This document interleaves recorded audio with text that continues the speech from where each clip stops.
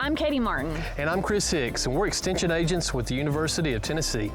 Every day, Extension agents in 95 counties across the state help ensure Tennesseans have better farms, homes, and communities. We're traveling the Upper Cumberland to introduce you to the farmers, families, and Extension agents who are cultivating communities.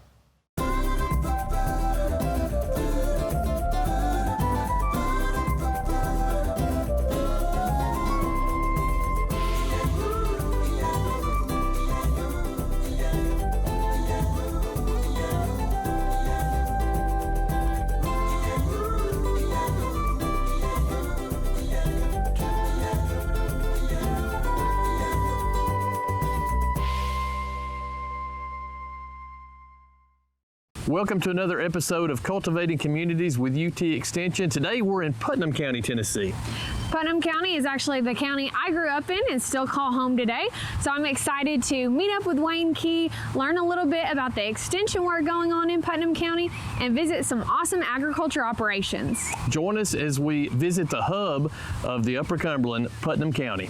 Hello, my name is Wayne Key. I'm the agriculture agent here in Putnam County, Tennessee with UT Extension. I want to welcome you guys today. I want to talk a little bit about agriculture here in the county. Putnam County is a very diverse county when it comes to agriculture. Our number one crop, our number one ag enterprise income is beef cattle and calves here in the county, which consumes about 23,000 head of beef cattle here in the county. We have just over 1,000 farms in agriculture here in the county. About a third of those are row crop lands. About a third of those 1,000 farms are in pasture land, and about a third in woodland production. So beef cattle and calves is our number one, about a $15 million industry here in the county. So certainly a big number and a big amount of agriculture for our producers. Row crops comes in second. We have about 1,500 to 2,000 acres in row crop production. You can imagine here in Putnam County, with Cookeville being the center of the Upper Cumberland, it's kind of what we refer to as the hub of the Upper Cumberland. So if you think about a wagon wheel and you think about the spokes coming in, we got a lot of inputs and a lot of variation from people coming in from outside the county. We talked coming out here today that we've got a lot of people that are moving into the county. So we have some new opportunities for agriculture. We get calls at the office for people that are wanting to maybe branch out or do some kind of different types of agriculture. And so we really tell people to call the office, call the UT Extension office. We'll be glad to help them with their agricultural enterprise. When it comes to agriculture in our office, at the UT Extension office here in Cookeville, you can imagine the phone calls, emails, and messages that we get related to agriculture are very different. We mentioned beef cattle production already. We've talked about row crop production. We have a lot of homeowner questions. As you can imagine, in Cookeville, inside the city limits, we have approximately 33,000 people that live in the city limits. So that's a lot of homeowners with the amount of condominiums and apartments that are being built. We have needs and requests and phone calls for patio and backyard gardening, people gardening on small scales. So the home horticulture calls constitute a lot of those phone messages and phone calls for people wanting things identified, weeds in their yard, bugs and insects identified, control measures for different things in the yard, in the landscape. So that's a big part of the agriculture calls that I get is home horticulture, urban horticulture in the office. Of course, we do a lot of master beef programs and BQA and those conventional training programs and resources for farmers and producers in the county. We do some programs with master gardeners with urban horticulture. We've got about 65 members in our master gardener group that stay active. We do an annual plant sale. They participate and do lots of projects at the Putnam County Fair. They're very active in the community with our FFA programs and high school programs. They donate funds and dollars to help those kids and help those programs with their greenhouse initiatives and their greenhouse activities in the schools. They're very active in community projects at the courthouse and at the farmers market here in the county. So they're very active and very busy. Our master gardeners are for sure. Of course, through UT Extension here in Putnam County, not only agriculture programs that I conduct, we do have about 2,500 4-H members that are active in all kinds of projects in agriculture and family and consumer science projects throughout the county on the state, regional, and even national level. We do have a very active family and consumer science program in our office on diabetes and weight loss control, and lots of programs and lots of activities for families and in our communities.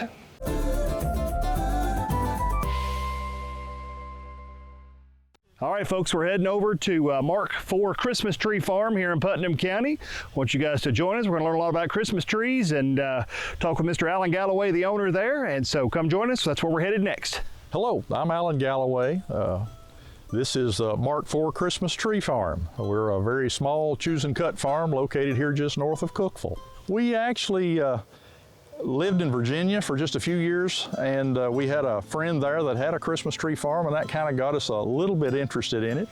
When I moved back to Tennessee, was looking for an opportunity to get back into agriculture, grew up on a farm, mostly beef cattle, but I knew that I didn't have enough land or couldn't find enough land here nearby to do an operation like that. So when we were lucky enough to buy just a few acres here north of town, our sons were young, had an interest, had talked to some other local growers that had been in the Christmas tree business for a while and decided to give it a shot.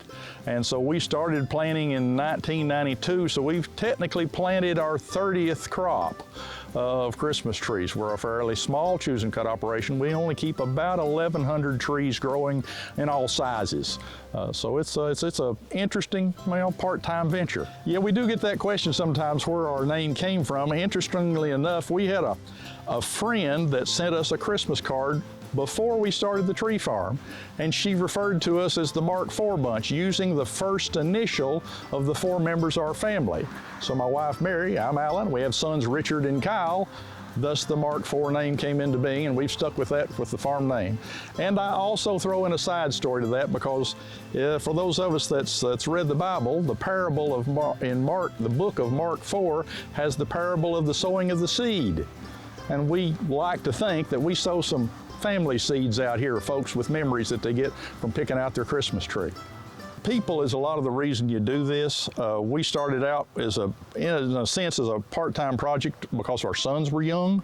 We wanted them to learn something about agriculture and learn the part of raising a crop as well as selling it. And I think both of our sons would admit that they learned a lot about people. Being out here when they were, especially during the days that we're selling the trees, you learn a lot about working with folks. And that's part of it, and I think the people's what's kept us in it. Obviously, you do something because hopefully you make a little bit of money at it too, but at the same time, we've got a lot of regular customers we get the opportunity to see each year and have watched their kids grow up, and sometimes now we're selling trees with grandkids coming in from those original folks. So it's an interesting process, and it's a great time of year to be selling something. It is a little bit of a time-consuming process because most of our tree varieties that we grow in Tennessee for Christmas trees take generally anywhere from 5 to 10 years to get them up to a good sellable size, 7 to 8 foot Christmas tree like most people will want in their living room. Generally, you start with a seedling that's purchased as a 2 or 3 year old seedling, so it's going to be in the 12 to 18 inches tall. You plant those at different times of the year. You can do it in the springtime. We prefer that. Some folks do it during the winter. But then you're going to have to take care of that tree, make sure that the grass is kept from away from it for the first few years especially, so that the grass doesn't grow faster than the tree or taller than the tree, so it's not shaded. And then check it, make sure that there's not insects or other damage, and that does occur because sometimes the deer do like to play with them a little bit, and that can cause some damage. And so then you fertilize it a little bit, take care of it. Once it's up about 3 to 4 feet tall, you start the shearing process, and depending on the variety of the tree, you may shear it once a year. Some varieties that grow faster, like the Murray cypress or the Virginia pine, you'll have to shear at least twice a year. And so basically it's a process of restricting the upper growth so it only grows about 12 to 14 inches taller each year, and then shearing back the sides of the tree so that it'll be of that nice conical shape of that what we call a 40 to 60% taper, so it would be the proper shape of a Christmas tree folks would want. And then with any luck, you'll raise a good percentage of those trees that you started with and end up selling them at the end of somewhere in the 7 to 8 year range in most cases. If folks have an interest in enterprises like Christmas trees or others, I highly recommend they check with their local UT Extension office. Of course, there's personnel like myself that work in farm management with those offices that will help them with the budgeting side of it, the financial side of it, and looking at things from the dollar side, maybe before they invest in the actual enterprise. But we have a lot of publications and manuals out there that help folks get started, like our Christmas tree production manual that a lot of people have picked up. We have had I'd say an increased interest in the last few years. Our Tennessee Christmas Tree Growers Association has annual meetings and field days that they hold to help people learn more about growing Christmas trees. And so working with groups like that and learning from them is the best way to get started, you might say, in most any agricultural enterprise, and especially Christmas trees, because I think the demand is out there now for other folks to get into the business. Obviously, it's something that takes a little bit of time because you're going to be investing a few years before you have anything to sell. And so you have to kind of plan on the front end what you're going to be doing those first 4 or 5 years to get things up to that sellable size, hopefully in that 5th, 6th, 7th year when you can take off with the sales, at least with Christmas trees. There's other enterprises that might turn dollars quicker, but check with your local extension office. They're always glad to help. Anytime you're supporting a local farm, you're helping out the local economy, so that's always good. Also, you'll probably meet some friends there while you're picking out your tree. That's always a good possibility as well. And the fact that you know that tree that you're either cutting or having cut for you at that farm is a fresh tree. You know how it's cared for at that point. You know it's not been sitting somewhere drying out. One of the unique things we do with our pre-cut trees that we bring in, we keep them watered the entire time they're here. So unlike some of the big stores that don't have that capability, folks that buy even our pre-cut trees know that they're in better shape, or watered at least, than trees they might purchase somewhere else. If you'd like more information about our farm, just go on Facebook and do Mark 4 Farm. That's Mark, M-A-R-K, the number 4 farm, or Mark 4 Christmas Tree Farm, and you should find our Facebook page without any trouble. We'll keep some information there. We keep the directions to the farm as well as kind of the varieties that we've got available and our hours that we're open. Since we're limited on manpower, we're typically just open on weekends except for the Friday before Thanksgiving. That's our opening day always every year, is the day after Thanksgiving, and then that weekend, and then from there on it's Saturdays and Sundays until we run out of supply or we get close to Christmas. But I would recommend to folks, no matter if you're looking for a real tree this year, it would be wise to shop early. We expect folks will have a high demand for them again this year like they did last year, so it could be that the best trees will go quickly. Thanks so much to Alan Galloway of Mark 4 Christmas Tree Farms, not only for teaching us a little bit about how Christmas trees are grown, but showing us another way that we can support local farmers during this holiday season.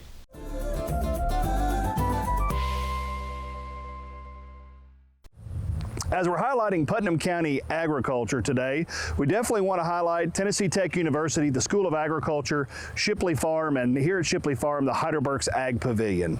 Next up, in just a moment, we're going to be touring some of our unique farmers here in the county. One of our residents, world-known, highly recognized and widely known, Froning Farms, 7-time world's strongest man. And we're going to see some buffalo and some unique agriculture next.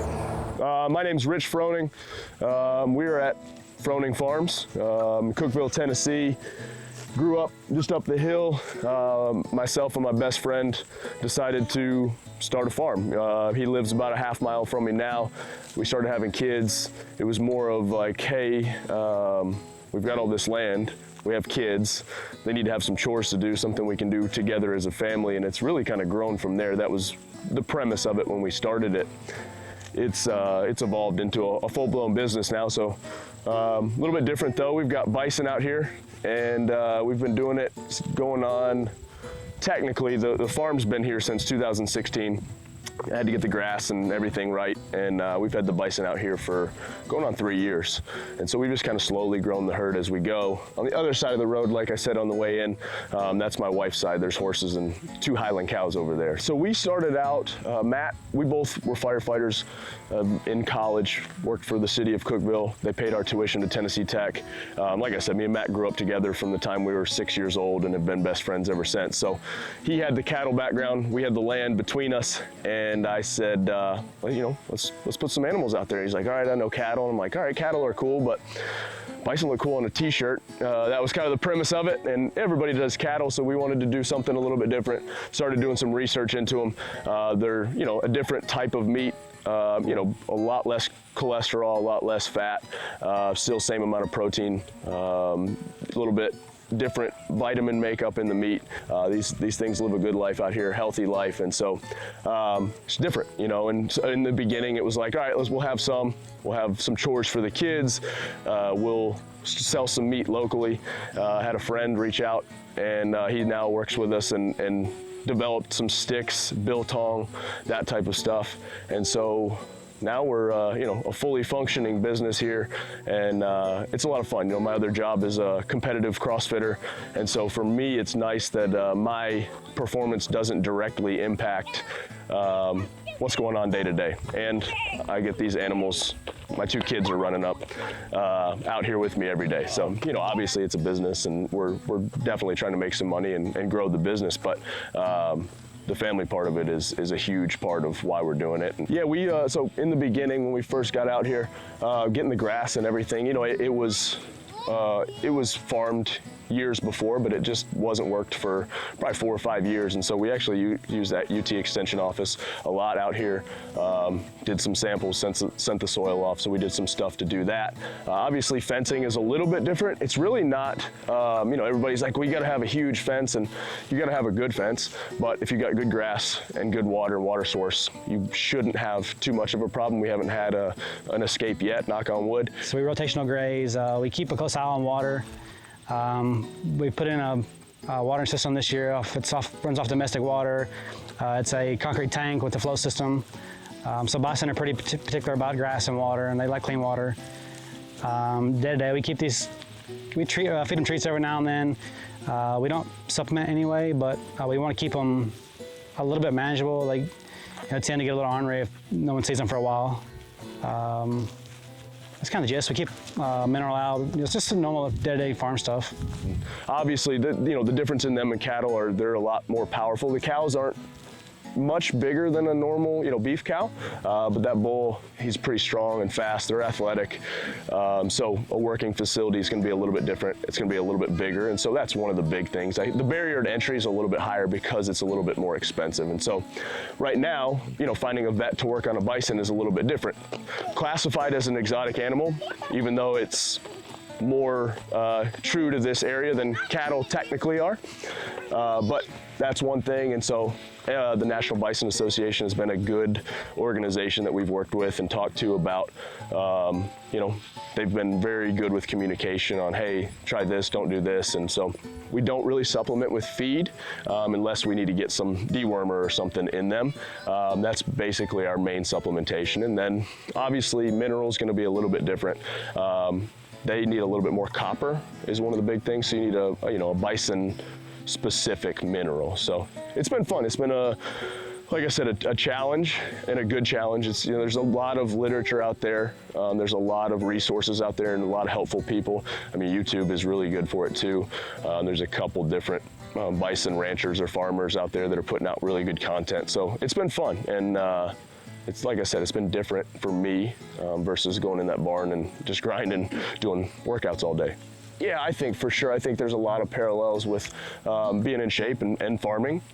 Obviously there's a lot of grunt work that goes into these guys and keeping these guys healthy and putting things out and doing certain things. So you need to be capable, and that's kind of the beauty of what I do in the sport that I do is we're preparing for anything. We're preparing for things that can come at you and different things in life. So yeah, I think being physically fit is definitely going to help you.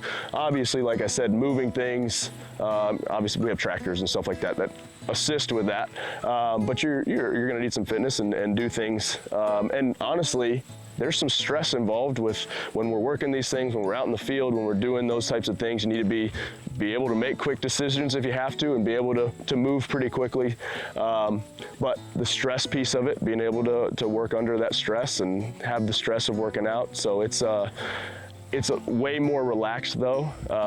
For me, it's more of a disconnect, and it's like, hey, I can go out and just kind of, work, but I'm not, stressed about how fast I'm going or a clock or something like that. So for me, it's peaceful. It's been a ton of fun. Rich obviously is, is the face of the company, and but I kind of help with the back end, some of the stuff. Our marketing is we advertise our products on all the social platforms. Google. We have our website, FroningFarms.com. We're basically 100% e-commerce. We sell only online. So if anybody is interested in our products, they can go www.froningfarms.com. We try to advertise and show on our our ads and our website. We really are out here like with these guys every day, and a lot of times people think that we've got 2 bison and it's just kind of like a gimmick, but it's a real farm.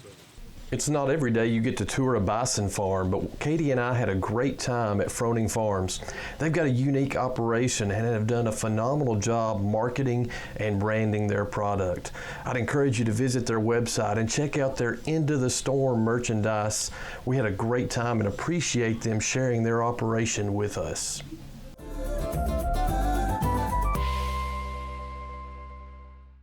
Thanks for joining us for another episode of Cultivating Communities. We've had a great day here in Putnam County. I loved getting to stop by Mark IV Christmas Tree Farms to see how that Christmas tree goes from the field into our home hung with ornaments. And then we had a great visit at Froning Farms, learning about this new enterprise for Rich Froning and Matt, their Bison Farm. The word of the day in Putnam County seems to be diversity. There's a lot of different agricultural enterprises going on, but the one consistent theme that we heard was they really appreciate Extension and the great work that Extension is doing for agriculture here in Putnam County. Thanks again for being with us. Are we ready? We think we're ready. All right. Did you press the button yet? I think I did. No, we're recording, right? All right. Nope, let me start over. Forget it. Scratch, cut. Sure. We're in the hometown of Katy. What Cookville's known for. I love trees. Real tree hugger today. Yeah, heck yeah. Matt, you got to talk. This is going to be great. You can stop recording. Yeah, you can hit that red button anytime.